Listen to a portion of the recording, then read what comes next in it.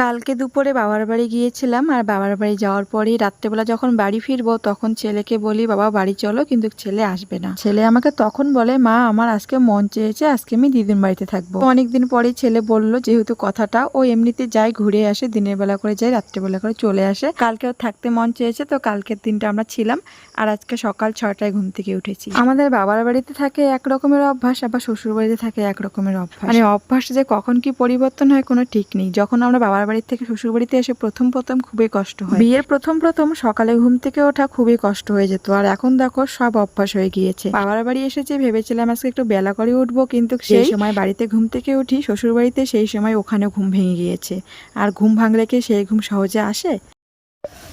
কোথায় যাচ্ছ তুমি? সকালবেলা দেখো দিশা রেডি হয়েছে, স্কুলে যাচ্ছে। ওদের এখন তো বাজে 8টা, তুমি এত সকালে স্কুলে যাচ্ছ কেন? তাকিয়ে বলো বলো। মর্নিং স্কুল চলে হয়েছে। হাত কেন মুখে দিচ্ছ? মর্নিং স্কুল শুরু হয়েছে, দিশার মর্নিং স্কুল শুরু হয়েছে, তাই দিশা সকাল 7টার মধ্যে বাড়ি থেকে বেরিয়ে পড়ে। 8টার মধ্যে স্কুল শুরু, তাই তো দেরি হয়ে গেল। দেখি তোমার জামাটা কেমন লাগছে, ঘোরো তো একটু। তোমাকে তো সুন্দর লাগছে স্কুল ড্রেসটা পরে। বিবাহিত জীবনে সবার কপালে কিন্তু সুখ লেখা থাকে না, কপাল করেই কিন্তু সুখ পাওয়া যায়। তেমনই হচ্ছে আমার বোনের জীবনটা এতটাই কষ্ট দুঃখে ভরা, কি বলবো, মানে কিছু বলারও নেই, আর সহ্য করতেও পারি না যতই হোক নিজের বোন। আর হ্যাঁ, আমার বোন আর বোনের মেয়েটা কিন্তু এখানেই আপাতত আছে, মোটামুটি 3-4 বছর হলো। আর এখানেই যেহেতু বাচ্চাটা বড় হচ্ছে, তাই এখানে একটা স্কুলে ভর্তি করে দিয়েছে। আর ওর জীবনে না আছে শ্বশুর শাশুড়ি ভালোবাসা, না আছে স্বামীর ভালোবাসা। ওর সবাই আছে কিন্তু থেকেও নেই, কেউ না দায়িত্ব নিতে চায় না। আর কেউ দায়িত্ব পালন করুক আর না করুক, বাবা মা তো কখনো ফেলতে পারবে না মেয়েকে। তো আমার বোনের সংসার জীবনটা অনেকটাই ঝামেলা হচ্ছে, খুবই কষ্ট এখন আপাতত হচ্ছে। জানি না ভগবান পরবর্তীকালে কি নিয়ে যাবে। সকালবেলা খাবো আজকে রুটি ঘুগনি, তো মা ঘুগনিটা রান্না করে নিল। আর বোন দিশাকে স্কুলে দিয়ে এসে এখন আটাটা মেখে নিচ্ছে।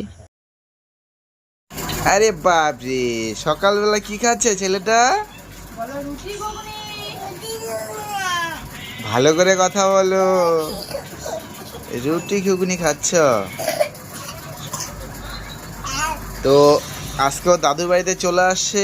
আমরা যে থাকবো আমরা জানি না, হুট করে রাত্রে থেকে গেছি। তো ছেলের খাবার সেরিলাক বাড়িতেই আছে, ওগুলো হ্যাঁ দুধ সেরিলাক। তো রুটি খাচ্ছে, রুটি ঘুগনি খুব পছন্দ করে রুটি। বাবা কেমন করে খাও তুমি? ম্যাজিক করে দাও, দেখবো তো কেমন করে ম্যাজিক করে, কেমন করে ম্যাজিক করে দেখবো তো। আর আজকে স্নান করে নিয়ে একটা মায়ের শাড়ি পরে নিয়েছি, মানে শাড়ি কি বলবো, মানে কেমন যে আজকে লাগছে আমাকে নিজেও বুঝতে পারছি না। শাড়ি পরেছে ঠিকই, কিন্তু কোনো সিঁদুর টিঁদুর কিছুই দেই নাই। আগে ছেলেকে খাইয়ে নিলাম, তারপরে ওকে খেতে দিলাম। এখন যে আমি নিজে নিয়ে খাবো সেটারই সময় নেই। দেখো ওর ওখান থেকে আমি নিয়ে নিয়ে খাচ্ছি, এরকমই করি। মানে এখানে আসলে না মায়ের পুজোর দেরি হয়ে যাচ্ছে, তা মা বলছে তো আমি পুজোটা করি, তো এদিকে ভাতটা বসিয়ে দিই। কারণ বাচ্চাগুলো সেরকম কিছু খায়নি, রুটি খেয়ে যাচ্ছে, আর বাচ্চাদের তো সকালবেলা ভাত লাগে। সারাদিনে নিজেকে নিয়ে কতটুকু সময় ভাবি বলো তো, একে ওকে নিয়েই কিন্তু আমাদের জীবন শেষ। এই যে ভাবলাম যে ছেলে খাবে, তার জন্য চটপট করে ভাতটা বসিয়ে দিলাম। আর বসিয়ে দিতে না দিতে দেখো উনুনের জাল চটপটিয়ে কিন্তু ভাত হয়েই গেল। যত বেশি লোক তত বেশি কিন্তু কাজ। আমরা বাড়িতে গেলে না মায়ের অনেক কাজ থাকে, তাই আমি বাড়িতে গিয়ে এখন থাকি না। তো আমার ছেলে যেহেতু আবদার করেছে ও দাদুর বাড়িতে থাকবে, তাই একটা রাত্রি ছিলাম। তো যতই হাতে হাতে সাহায্য করি না কেন, কাজের তো শেষ থাকে না, কাজ বাড়তেই থাকে। আমরা 2 বোন বাড়িতে গেলে মাকে সাহায্য করি, এরপরও কিন্তু মা সারাদিন কাজ করতেই থাকে। তাহলে কাজ কোথা থেকে আসে বলো তো? মানে যতই লোক বেশি ততই কিন্তু কাজ বেশি। তো ভাতটা এখন উপর করে নিয়ে এখন দেখো ঘরের কাজ করব। ঘরের কাজগুলো একদম অগোছলা হয়ে পড়ে আছে। সকালবেলা সেই ঘর থেকে বেরিয়েছি, এখনো ঘরে ঢুকি নেই। আমি তো সকালে ঘুম থেকে উঠেছি, আর ওরা বেলা করে উঠেছে। তো এরকমই করে বাড়িতেও কিন্তু এরকম করে। আমি তো সকালে ঘুম থেকে উঠি, আর ওরা কত বেলায় ঘুম থেকে ওঠে। তো দেখো বিছানাপাটি এখনো বাসি। তো বাড়িতেও দেখো মানে সকালের বিছানা যে আমি কখন গোছাই কোনো ঠিক থাকে না। এখানেও দেখো সব কাজ গুছিয়ে নিয়ে তারপরে দেখো এখন বিছানাটা তুলতে এসেছি। বাড়িতে আমরা এতগুলো লোক দেখো সবাই কিন্তু কাজ করছি, কিন্তু কাজ শেষ হচ্ছে না।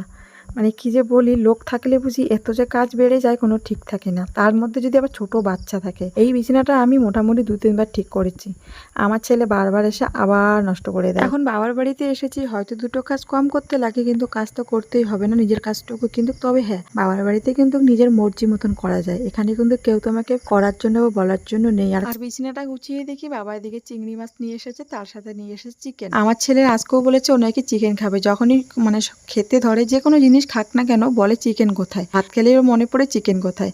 মানে দাদুর বাড়িতেও যে কটা দিন থাকবে ওকে চিকেন লাগবে, এটা ওর অভ্যাস হয়ে গিয়েছে কেন জানি। বাড়িতে আবার চায় না, কিন্তু দাদুর বাড়িতে গেলেও চিকেন লাগে। চিকেনটা আমি পরিষ্কার করে বেছে নিয়ে ধুয়ে মাকে দিলাম, মা তখন রান্না করবে। এখানে গেলে শুধু অতটুকুই কাজ থাকে, সবজি কাটাকাটি আর ধোয়াধুয়ি আর একটু গোছ কাজ। তো শাড়িটা খুলে নিয়ে আমি স্নান করলাম আরেকবার। তো আমাদের তো অনেক ধরনের সমস্যা থাকে, তো সেই কারণে স্নানটা করে নিলাম। আর বাড়িতে কালকেও সবাই চিকেন খেয়েছে, আজকে কেউ চিকেন খাবে না। দেখো কতটুকু চিকেন নিয়ে এসেছে শুধু ছেলের জন্য, মানে 1 পোয়া মানে তাতেও মানে কম নিয়ে এসেছে, মানে শুধু ছেলে খাবে আর এই যে দৃশা খাবে বোনের মেয়েটা। এদিকে মা দেখো চিংড়ি মাছের একদম আলু বেগুন দিয়ে একদম মাখা মাখা তরকারি করলো, একটা ডাল করে নিয়েছে, তো সেটা দেখাতে পারিনি। এখন শুধু চিকেনটা রান্না বাকি আছে, চিকেনের জন্য আলু কেটে নিয়েছে।